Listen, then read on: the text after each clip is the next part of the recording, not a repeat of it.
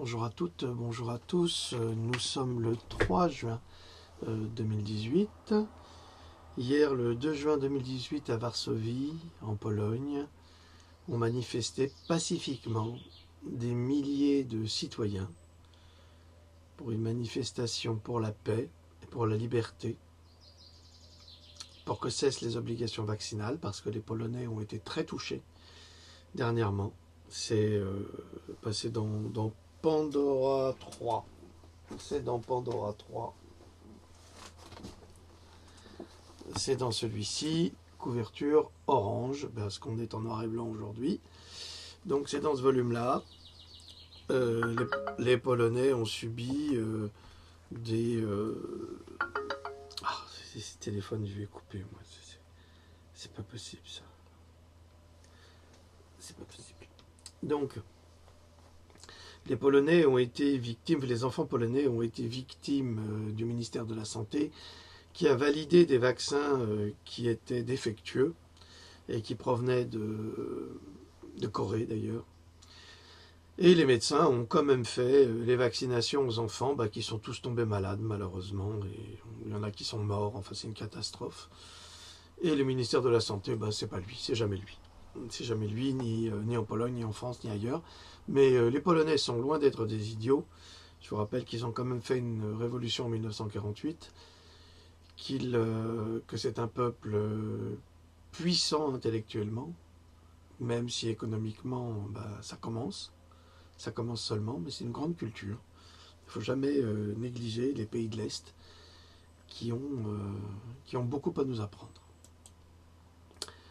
Alors, quoi d'autre? Aujourd'hui, je voudrais vous parler d'autisme, parce que j'ai été contacté par une maman qui me posait des questions, puis qui ne comprenait vraiment pas d'où venait l'autisme, en fait. Elle ne voyait pas les rapports avec ce que je lui disais. Et ça m'a surpris, parce que moi, j'ai pas d'enfant autiste, grâce au ciel, c'est une chance. Ça aurait pu, hein. Et je fais quand même des recherches dessus, donc je sais qu'il y a des parents qui font des recherches et qui se battent, et que c'est une situation extrêmement difficile. C'est sordide ce qui se passe. Ils vivent un enfer épouvantable. Et donc j'ai décidé que j'allais faire cette capsule pour les aider, pour les informer. Alors, j'ai eu une discussion ce matin avec ma maman. Elle m'a dit, mais oui, mais tu dis à tous ces gens, il ne faut pas se faire vacciner, et ci et ça, mais comment ils font les gens? Comment ils font? Et elle a raison. Comment faites-vous? Alors pour les couples qui par exemple les deux travaillent, eh bien en général le salaire de l'un va dans les frais de garderie et autres. Alors est-ce qu'il ne serait pas plus intelligent pour protéger les enfants d'arrêter de travailler pour l'un et d'élever ses enfants et de les protéger plutôt que de les invalider? Ça, c'est une solution. La deuxième solution, c'est qu'une prise de conscience soit faite pour protéger ces enfants, parce que nous savons pertinemment que les vaccins, surtout les vaccins actuels, sont vraiment faits pour invalider le système immunitaire et pour blesser justement les enfants, puisque la science, si on écoute la science elle-même, les vaccins sont des choses aberrantes. Mais en fait, on n'écoute pas la science, on n'écoute que le scientisme. Et c'est bien le problème. Pour répondre encore à une question de complotisme, l'exposé ou la conférence ou la capsule que je vais vous faire aujourd'hui n'a rien de complotiste, c'est juste des faits scientifiques, des études. Donc on ne pourra pas dire que c'est du complotisme. Si vous voyez du complotisme là-dedans, c'est qu'il faut vous faire enfermer dans un asile psychiatrique parce que vous êtes de grands malades et de grands paranoïaques, incultes et imbéciles. Ça me semblera tout à fait évident. Ah oui, j'ai vu... je regarde jamais la télé, puis là, il se trouve que j'ai regardé un petit peu, j'ai vu que au Mali, le papa de Mamoudou, il était très content de son fils. Il a dit qu'il n'aurait jamais pu imaginer ça de son fils. Pourquoi? C'est un voyou, son fils? Et puis j'ai posté une vidéo très intéressante où on voit, encore une fois, un enfant qui se penche à une fenêtre. Et alors lui, je peux vous garantir qu'il n'a pas tenu 2 secondes suspendu à la fenêtre. Et heureusement qu'il y avait des jeunes qui ont tout fait pour le rattraper, pour le sauver. Alors pour ces jeunes, aucune décoration, aucune publicité dans la presse. La presse audiovisuelle n'a pas repris le fait, n'a pas diffusé la vidéo, parce que ça a été filmé aussi. Et là, on voit vraiment que c'est un accident du quotidien. Alors que pour notre migrant, d'ailleurs, normalement, il est plus migrant, parce que après son acte de bravoure, le président malien lui a proposé d'intégrer l'armée. Il n'a pas voulu. Je sais pas, on fuit son pays parce qu'il y a des problèmes, mais là, il pouvait rentrer chez lui sans problème, et puis il était plus migrant, il n'était plus rien, il était malien et fier d'être malien. Ben non, il ne veut pas servir son pays. Je sais pas, ça m'a perturbé, ça. Je veux dire que c'est quand même important de servir son pays. Moi, j'ai le sentiment de servir mon pays en aidant les familles françaises à réaliser qu'elles sont en danger. Mais là, d'ailleurs, il s'est marié avec une Française. Elle s'appelle Laure. Donc maintenant, elle s'appelle Laure Mamoudou.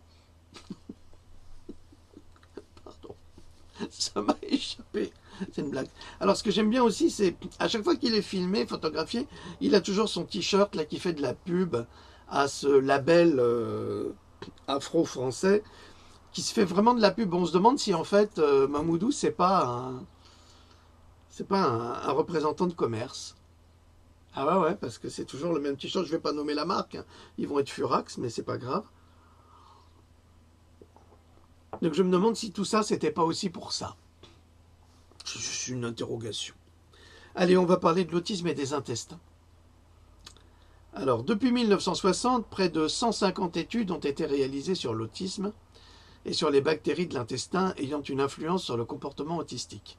Alors là, ça vous fait penser au petit Bokassa qui va faire gli-gli dans les autistes, dans les hôpitaux en France en disant que « Ah, on ferait bien de faire des recherches !» Eh, patate, elles sont déjà faites les recherches. Sauf que t'en as rien à faire, c'est pas ça le problème. Le problème, c'est que tu sais qu'en vaccinant, tu vas faire beaucoup d'autistes et tu fais semblant de t'y intéresser, comme avec Brigitte qui fait semblant de s'y intéresser. Ah, moi, les autistes, je vais m'en occuper. Ben, il y a tellement de mamans qui sont toutes seules et qui sont aidées par personne. Alors, qu'est-ce que vous foutez? Je ne sais pas, c'est une question que je vous pose.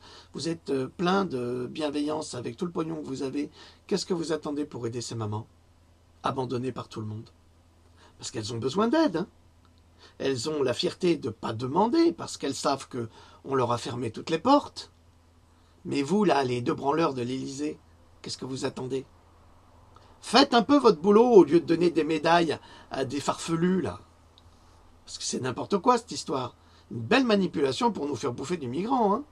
Enfin, bouffer. C'est pas bouffer, c'est nous faire croire que tous les migrants sont gentils comme Kirikou. Mais malheureusement, ce n'est pas le cas.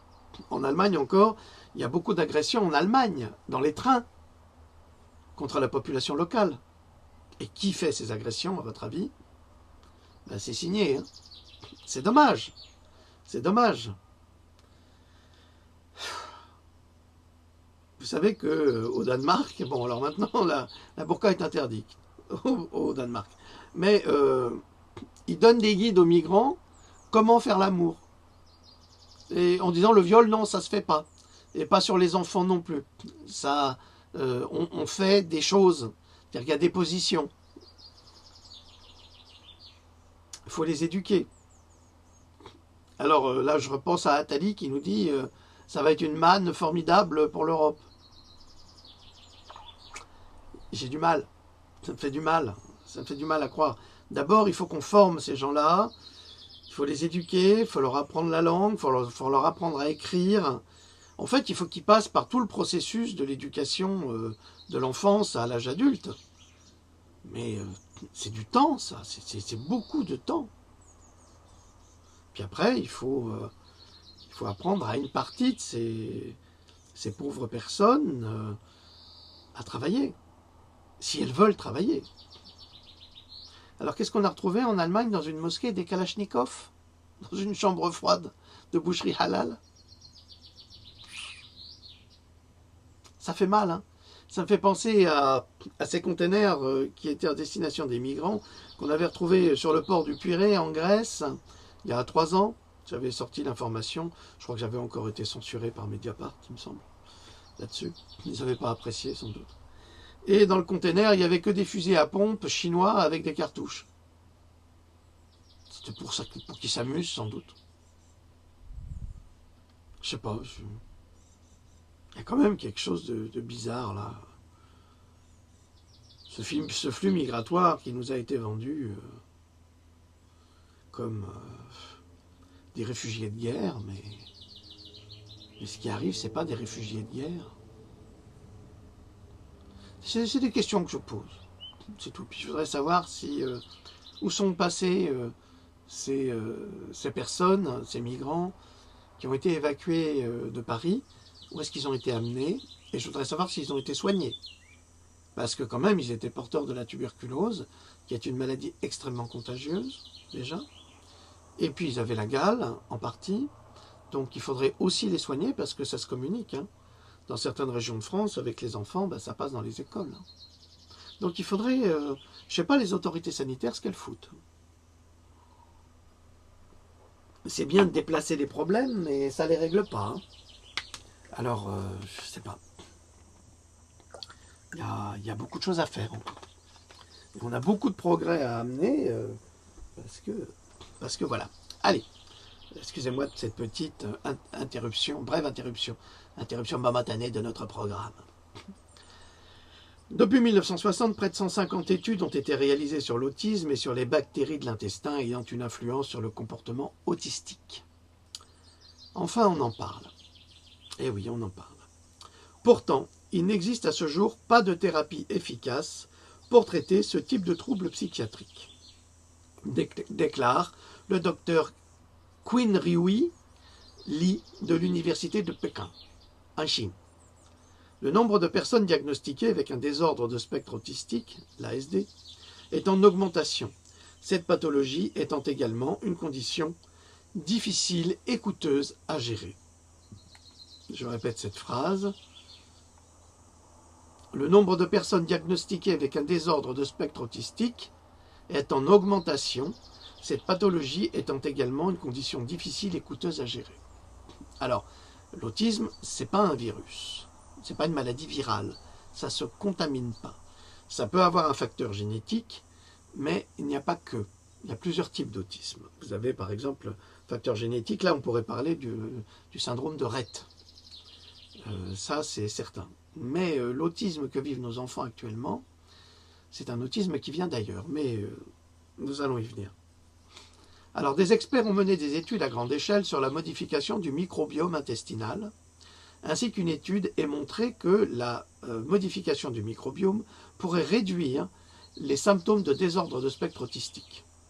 Jusqu'à présent, le personnel soignant compte davantage sur la chimie des laboratoires et sur la rééducation en psychiatrie pour réduire les symptômes de désordre de spectre autistique. Mais à présent, les chercheurs suggèrent que l'on pourrait résoudre une partie de ces troubles avec un changement de régime alimentaire. Alors évidemment, vous avez des autismes légers, alors des autismes profonds, des autistes Asperger, alors ça c'est la chance, quand on a la chance. Façon de parler hein, quand on parle de chance. Disons que c'est moins pire.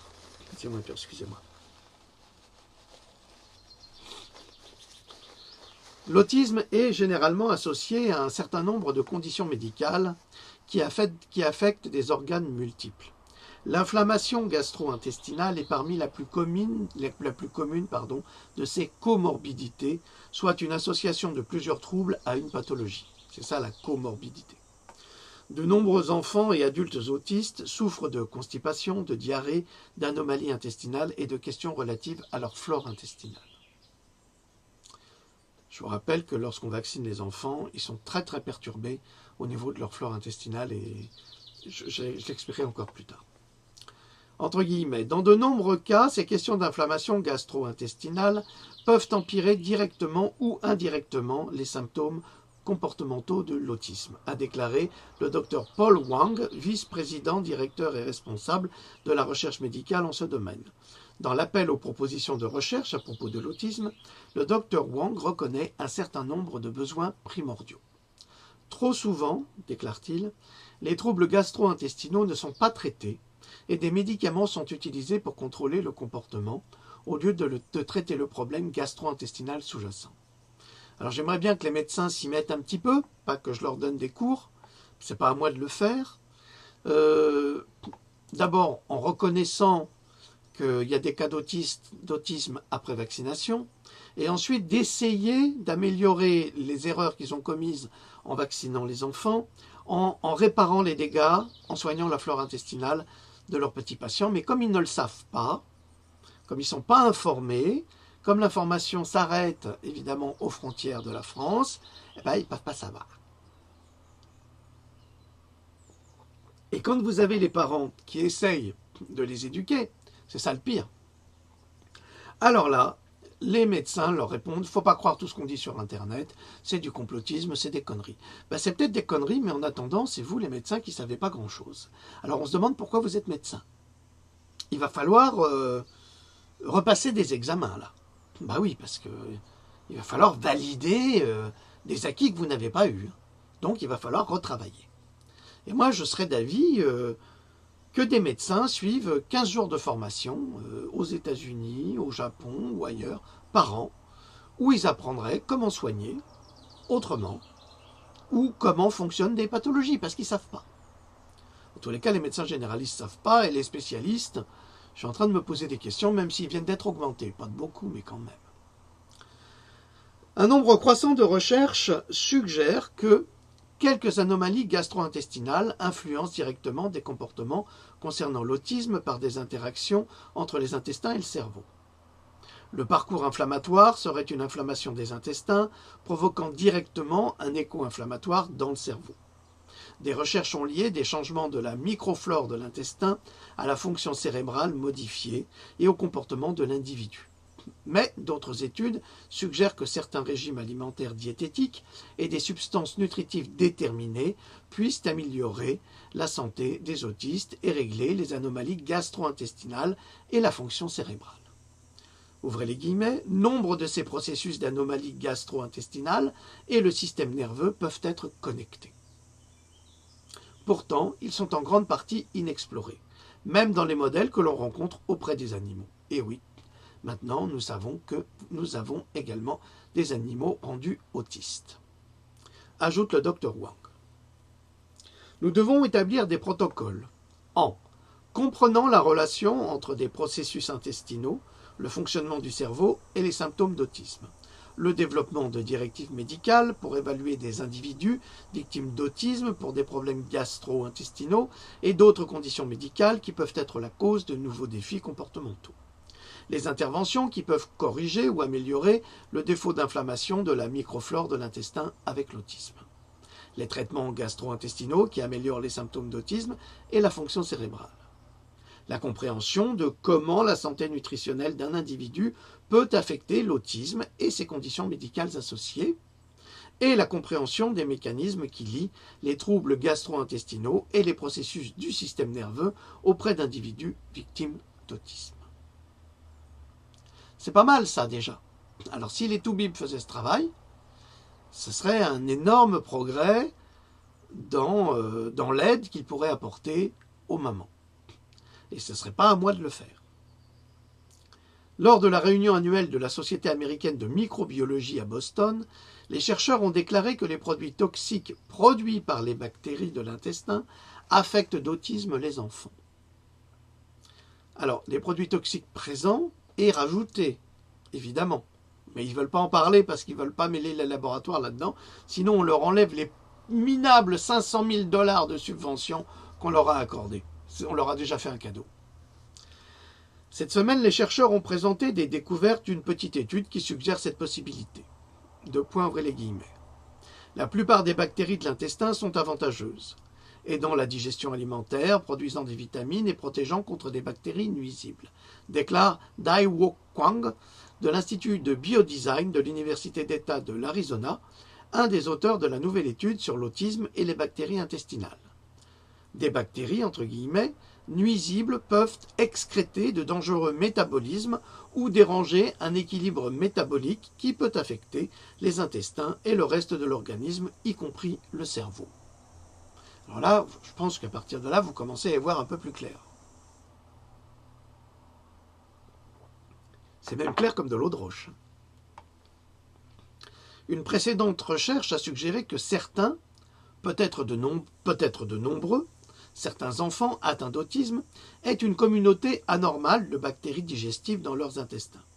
Et certaines de ces études ont associé les types spécifiques de bactéries de l'intestin avec plus de sévères symptômes d'autisme. De nombreux processus gastro-intestinaux peuvent être connectés au système nerveux, déclare le pédiatre Paul Wang. Nous devons nous rappeler des études, et alors là, ça c'est très très important, nous devons nous rappeler des études extrêmement sérieuses menées par le docteur Andrew Wakefield, qui en 1998 avait déjà établi un lien entre inflammation des intestins qui menait à l'autisme suite à la vaccination du vaccin ROR, vaccination faite trop tôt dans le développement de l'enfant. Malgré les preuves scientifiques que le docteur Wakefield avait apportées, en fait il a apporté ces preuves à la FDA, la Food and Drug Administration, et au CDC. Eh bien, quand il a apporté ces preuves, eh bien, ils n'ont rien trouvé de mieux à faire que de le faire condamner. Andrew Wakefield fut traduit en justice pour fraude médicale. Pourtant, les faits scientifiques étaient prouvés, mais le lobbying du CDC, Centre de contrôle des maladies, et de la FDA, Food and Drug Administration, donc l'administration de la nourriture et des médicaments, ainsi que la chasse aux sorcières qu'ils avaient développée contre Wakefield, menèrent à sa condamnation et à son retrait on lui a retiré sa licence de médecin. 3 ans après les faits déclarés par Wakefield, le CDC et la FDA tiraient les exactes mêmes conclusions que Wakefield. Mais ils les ont dissimulées durant 20 ans. Donc ils ont accusé un médecin de fraude, alors que lui n'avait pas commis une fraude, mais eux ont commis une fraude pendant plus de 20 ans pour permettre au laboratoire de continuer à vendre leurs vaccins et à invalider les enfants. Il a fallu 20 ans au Dr Wakefield pour qu'il soit réhabilité par la justice américaine dans un étonnant silence médiatique. Alors, pour le condamner, on en a parlé partout, dans les télés, partout. On a fait des programmes en disant non, l'autisme ne vient pas de la vaccination, c'est n'importe quoi, c'est une maladie génétique. On a raconté que des mensonges en utilisant Wakefield. Je veux dire, ça a été un pion du système là-dessus. Et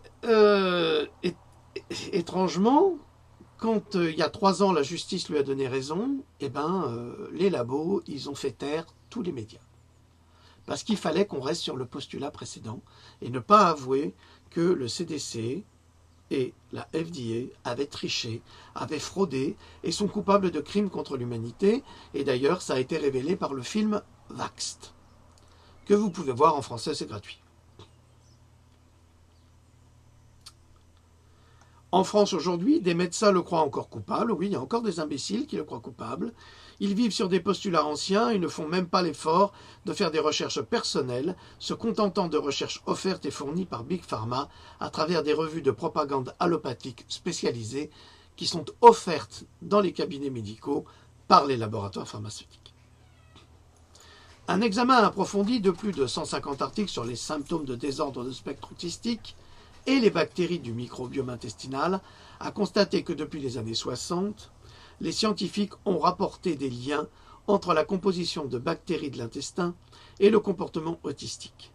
Les études mettent en évidence que l'importance de la reconstruction d'un équilibre sain dans les bactéries de l'intestin peut sérieusement aider à traiter les symptômes de spectre autistique.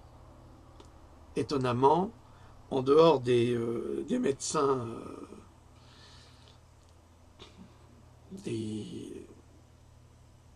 en tous les cas pas les médecins allopathiques, pardon, il y a peu de personnes qui savent cela. J'ai eu une discussion très intéressante hier avec Jean Gilles de Pélichy, qui m'a beaucoup appris en médecine et qui est un homme extraordinaire.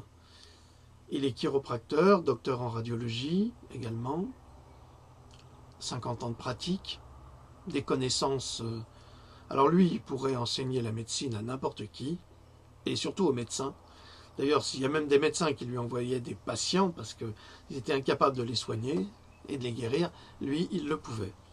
Eh bien, Jean de Pélichy, 81 ans aujourd'hui, eh bien, il sait parfaitement et connaît parfaitement ce lien entre les intestins et l'autisme. C'est quand même extraordinaire, hein, que votre médecin de famille ne le sache pas et qu'un vieux médecin de 81 ans soit parfaitement informé de cette réalité.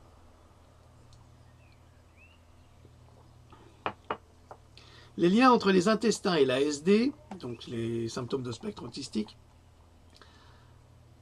sont bien connus des victimes. Ainsi, des problèmes comme la diarrhée, la constipation et la flatulence sont généralement rapportés auprès des autistes.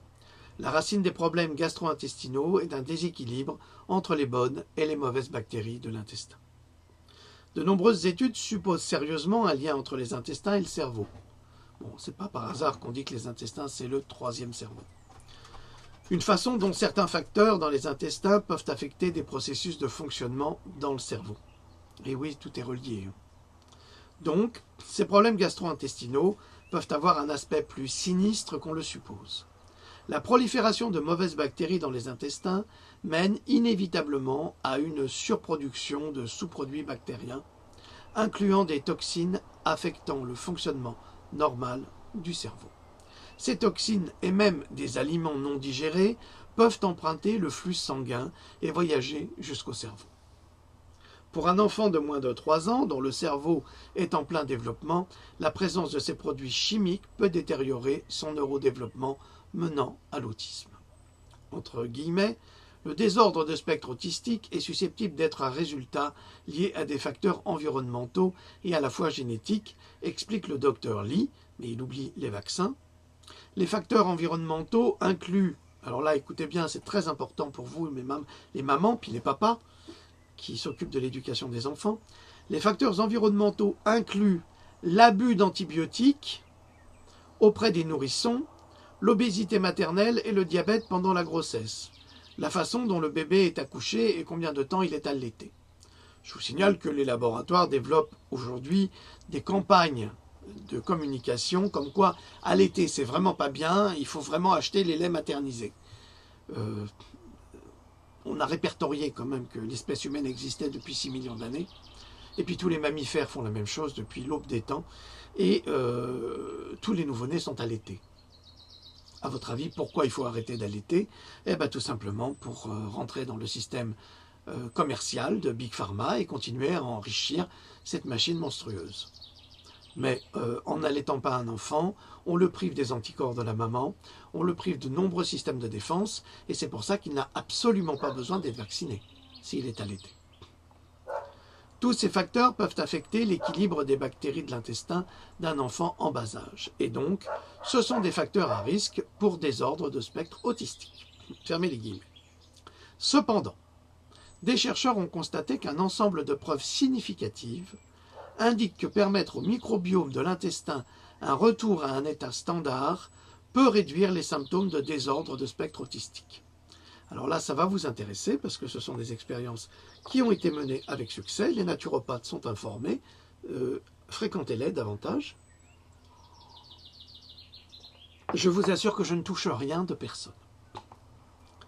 Les efforts menés pour reconstituer le microbiome intestinal à celui de ce que l'on rencontre auprès d'une personne normale ont été prouvés comme particulièrement efficaces. Notre étude a observé la prise de probiotiques et de prébiotiques. Un changement de régime alimentaire, par exemple un régime sans gluten, sans caséine, donc sans lactose. Alors plus de lait, plus de fromage, plus de yaourt, plus de chocolat, plus rien. Hein. Alors on supprime tout d'un coup. Et même des greffes de matière fécale. Ah ça c'est moins drôle. Ce processus a eu un impact positif sur les symptômes autistiques. Alors c'est sûr que, je vais être grossier, bouffer de la merde, c'est pas bon. Mais dans certains cas, si. Parce qu'il y a la mauvaise, il y a celle qui pue, la poisseuse, la dégueulasse. Celle-là, c'est même pas la peine. Puis vous avez la bien moulée qui sont bien de chez nous. Hein? Et celle-là, bah, elle peut vous servir à autre chose.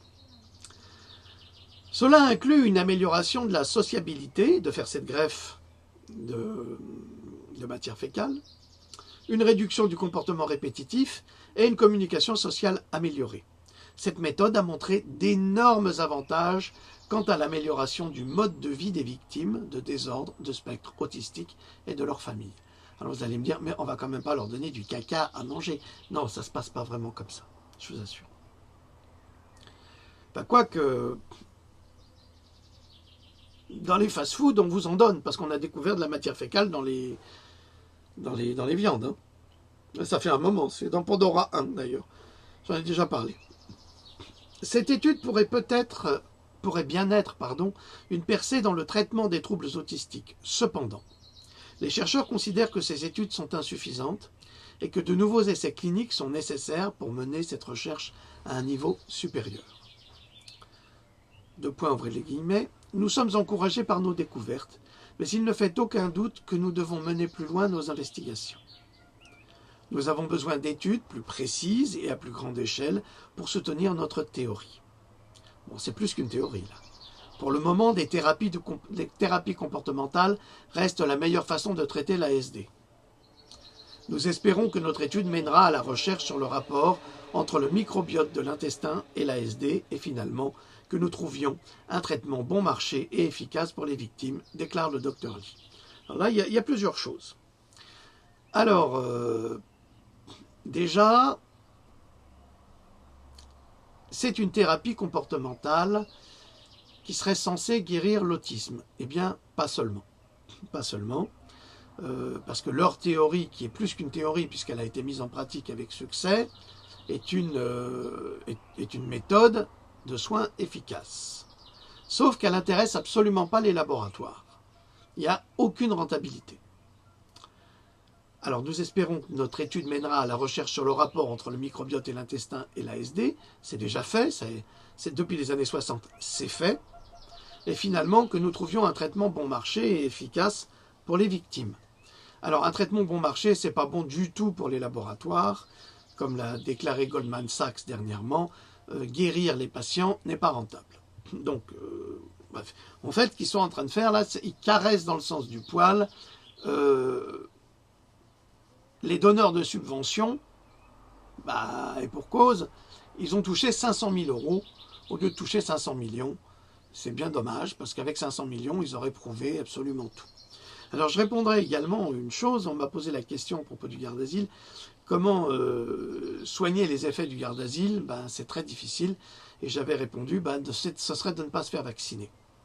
Eh bien, pour éviter de sombrer dans l'autisme, pour des enfants qui ont déjà 3 ans et qui étaient en pleine santé, eh bien, ce serait de ne plus les vacciner, comme ça on ne chercherait pas des remèdes à réparer les dégâts causés par les vaccins et les neurotoxines contenues dans ces vaccins. Comme je l'ai déjà évoqué dans une de mes conférences, les enfants atteints d'autisme peuvent profiter d'une greffe fécale. Cette méthode consiste à faire un don de bactéries saines auprès de personnes atteintes de maladies gastro-intestinales afin de rééquilibrer leur flore intestinale. Donc vous comprenez, c'est le microbiote intestinal qui est tellement chahuté, perturbé par tous ces vaccins, ces virus, ces virus mutants, ces OGM, ces poisons, qui crée une superinflammation qui va remonter au cerveau, qui va créer un dysfonctionnement au niveau du cerveau. Donc, si on peut apporter des bactéries saines, puisque vous savez très bien que dans l'intestin, c'est un échange de bonnes et de mauvaises bactéries, si on peut intégrer des bactéries saines auprès d'enfants ou de personnes autistes, eh bien on va restaurer leur microbiote intestinal et ça va les aider à améliorer leur état de santé. Puisqu'en fait, tout viendrait des intestins. C'est la base de tout. C'est ce que disent de nombreux médecins de médecine naturelle. Une étude menée sur 18 enfants autistes et diagnostiqués avec des problèmes gastro-intestinaux sévères ont subi une greffe fécale. Les parents et les médecins ont constaté des changements positifs qui ont duré au moins 8 semaines après le traitement. L'expérience a également été menée sur des enfants sans autisme. Par comparaison, les résultats ont été positifs pour les deux groupes d'enfants. Parce que même en bonne santé, ils ne sont plus en bonne santé. Avec tout ce qu'on leur donne à bouffer, c'est sûr que c'est pas bon. On est tous en mauvaise santé quelque part. Les greffes fonctionnent également pour des personnes souffrant d'autres problèmes gastro-intestinaux. Maladie de Crohn par exemple. Mais avec l'autisme, les symptômes gastro-intestinaux sont souvent graves. Donc, nous avons pensé que cette expérience pourrait avoir potentiellement de valeur pour tout le monde. Après le traitement, nous avons trouvé un changement positif de symptômes gastro-intestinaux et des symptômes neurologiques en général. Donc on a amélioré les problèmes gastro-intestinaux et les problèmes neurologiques. A déclaré Anne Gregory, une des auteurs de l'étude de microbiologie à l'Université d'État de l'Ohio. L'étude qui apparaît dans le journal Le Microbiome a été conduite par Anne Gregory et son conseiller et co-auteur Matthew Sullivan lorsqu'ils étaient à l'Université de l'Arizona. D'autres chercheurs principaux sur le projet sont de l'Université d'État de l'Arizona et de l'Université de l'Arizona du Nord. Un nombre croissant de recherches dresse les connexions entre les bactéries et les virus qui habitent les intestins et les problèmes du cerveau. Et il est possible que les deux soient liés de façon importante dans l'autisme. La recherche précédente a établi que les enfants atteints d'autisme ont typiquement moins d'un type précis de bactéries importantes dans leurs intestins et une faible diversité bactérienne en général. Le fait que beaucoup d'entre eux aient consommé beaucoup d'antibiotiques dans les 3 premières années de leur vie peut également être un facteur sévère d'entretien de l'autisme. Alors pourquoi le fait de consommer des antibiotiques soit un facteur de développement ou d'entretien de l'autisme? Eh bien tout simplement parce que plus l'enfant prend d'antibiotiques, eh bien plus les antibiotiques nettoient dans l'intestin les mauvaises bactéries et les virus, mais aussi les bonnes. Et donc il faut des mois, voire des années, pour que cette flore intestinale se reconstitue, et c'est pas avec l'ultralevure que vous allez la reconstituer. C'est pas possible parce que un traitement, 2 traitements, 3 traitements antibiotiques. D'ailleurs, un médecin disait dernièrement, si un traitement antibiotique ne marche pas pour une pathologie, c'est pas la peine d'en prendre un autre, ça fonctionnera pas. C'est parce que le chemin enzymatique que prennent les antibiotiques, eh bien, fait qu'il est fermé et qu'ils ne sont pas assimilés. Et encore moins aujourd'hui. Les parents des enfants traités par les greffes ont non seulement rapporté une diminution de l'inflammation de l'intestin, incluant la diarrhée et des douleurs à l'estomac dans les 8 semaines, après la fin du traitement. Ils ont également déclaré qu'ils ont vu des améliorations significatives des symptômes d'autisme auprès de leurs fils et filles âgés de 7 à 16 ans. C'est pas mal. Là, on a vraiment un espoir. Les chercheurs ont rassemblé les informations communiquées par les parents à travers des questionnaires établis et fournis par eux-mêmes afin d'évaluer les compétences sociales, l'irritabilité, l'hyperactivité, la communication et d'autres symptômes relatifs à l'autisme. Un de ces outils a montré l'âge moyen lié au développement accru à 1,4 ans après le traitement. Le score moyen pour classer ces symptômes gastro-intestinaux a chuté de 82% du début à la fin du traitement. C'est quand même extraordinaire. C'est qu'on a amélioré la condition de ces malades. Et quand les chercheurs ont demandé aux parents de donner le retour d'informations sur 17 symptômes concernant l'autisme, ils ont vu une amélioration globale qui a été supportée 2 mois après le traitement final. Les chercheurs ont aussi demandé aux médecins des enfants de compléter une évaluation diagnostique avant le traitement expérimental et à la fin du traitement, et 8 semaines après les résultats ont indiqué des avantages durables. Les médecins ont rapporté les symptômes de l'autisme chez l'enfant basés sur une échelle standard qu'ils avaient diminué de 22% à la fin du traitement et 24% 8 semaines après le début du traitement. Les chercheurs ont aussi pu documenter un rééquilibrage des intestins après le traitement. À la fin de l'étude, la diversité bactérienne chez les enfants atteints d'autisme était indiscernable de leur père sain. Ça veut dire qu'on a réussi à rééquilibrer leur flore intestinale, on a réussi à améliorer leur état, et on est arrivé à une stabilisation et même au fait que leur flore intestinale avait été reconstituée comme des personnes saines et pas atteintes. Ça augure vraiment de nombreux succès de réussite dans le soin de l'autisme pour les parents d'enfants autistes. Anne Grégory, particulièrement intéressée par l'interaction entre les virus et les bactéries, le dépistage génétique utilisé pour examiner la diversité virale dans les intestins des enfants traités, a rapidement rebondi car la flore intestinale est devenue plus semblable au microbiome du donateur. Le donateur a donc clairement modifié le microbiome défectueux de l'enfant autiste en améliorant sa santé et sa pathologie. Ces virus de donateur ont semblé aider, a-t-elle déclaré. La transplantation fécale est faite en traitant des excréments de donateurs et en l'examinant particulièrement sur des virus causant des maladies et des bactéries, avant de présenter cette greffe dans l'étendue gastro-intestinale d'une autre personne. Dans cette étude, les chercheurs ont utilisé une méthode appelée la thérapie de transfert de microbiote, qui a commencé par les enfants recevant, écoutez bien, ça c'est très important, 2 semaines d'antibiotiques afin d'anéantir une grande partie de leur flore intestinale existante. Donc là, on avoue que pour anéantir la flore intestinale, il faut prendre des antibiotiques. On est d'accord. On a avoué là que scientifiquement, quand on vous prenait des antibiotiques, eh ben, vous n'avez plus de flore intestinale. Ce n'est pas les antibiotiques qui vous fatiguent, c'est les conséquences des antibiotiques. C'est parce qu'après, votre microbiome intestinal n'existe plus. Et il faut le reconstituer. Et il faut prendre des suppléments. Et il faut prendre une quantité de probiotiques et de prébiotiques pour leur permettre de se reconstituer, ces bonnes et ces mauvaises bactéries. Donc là, on les supprime complètement pour avoir des patients zéro, donc sans virus. Alors les médecins leur ont donné une dose initiale importante de greffe fécale sous forme de liquide. Alors, c'est pas de la merde liquide. Ils ont lyophilisé, ils ont mis ça dans des shakes ou dans des smoothies. Durant les 7 à 8 semaines qui ont suivi, les enfants ont bu des smoothies mélangés avec une poudre de dose inférieure. Il n'existe actuellement aucun traitement pharmaceutique approuvé pour l'autisme.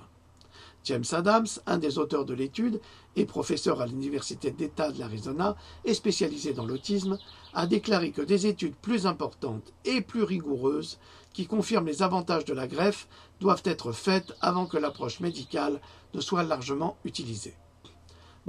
Pardonnez-moi, mais en attendant, on n'a que ça. Et puisqu'on n'a que ça, peut-être qu'il faudrait commencer par ça, puis ensuite s'améliorer. Ça ferait beaucoup de bien aux parents, et surtout aux enfants. L'autisme est généralement associé à un certain nombre de conditions médicales qui affectent des organes multiples. L'étendue gastro-intestinale est parmi la plus commune des comorbidités. De nombreux autistes, enfants et adultes, souffrent de constipation, nous l'avons déjà dit, de diarrhée, d'anomalies intestinales et de questions relatives à la flore intestinale. Dans de nombreux cas, ces questions d'inflammation gastro-intestinale peuvent empirer directement ou indirectement les symptômes comportementaux de l'autisme, a déclaré le Dr Paul Wang, le vice-président et directeur responsable de la recherche médicale dans le domaine de l'autisme. Alors ça, je l'ai déjà dit.